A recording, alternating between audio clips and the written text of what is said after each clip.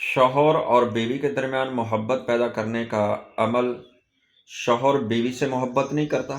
یا بیوی اپنے شوہر سے محبت نہیں کرتی، ہر وقت لڑائی رہتا ہے، جھگڑا رہتا ہے، عداوت ہے، چھوٹی چھوٹی بات پہ ناراض ہو جانا یا غصے کا آ جانا،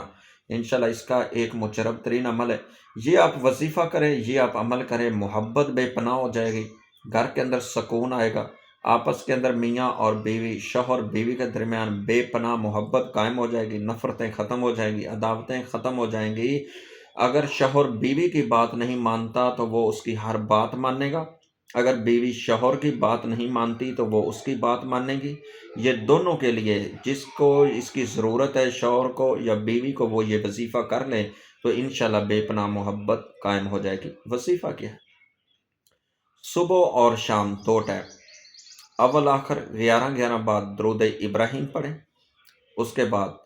313 بار یہ ایک اللہ کا نام آپ نے 313 بار تصور باندھ کے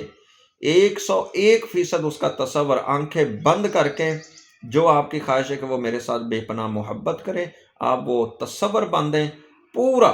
یقین کہ وہ میرے ساتھ اتنی محبت، جتنی آپ کو ضرورت ہے کہ وہ میرے ساتھ کتنی محبت کرے، اتنی آپ نے تصور باندھ رہا ہے اس کے، وہ میرے ساتھ اتنی محبت، میری ہر بات مان رہا ہے یا مان رہی ہے، ہر بات میری کوئی اس میں وہ نافرمانی نہیں کر رہا یا نہیں کر رہی۔ آپ یہ تصور کر کے 313 بار اول آخر 11 بار درود ابراہیم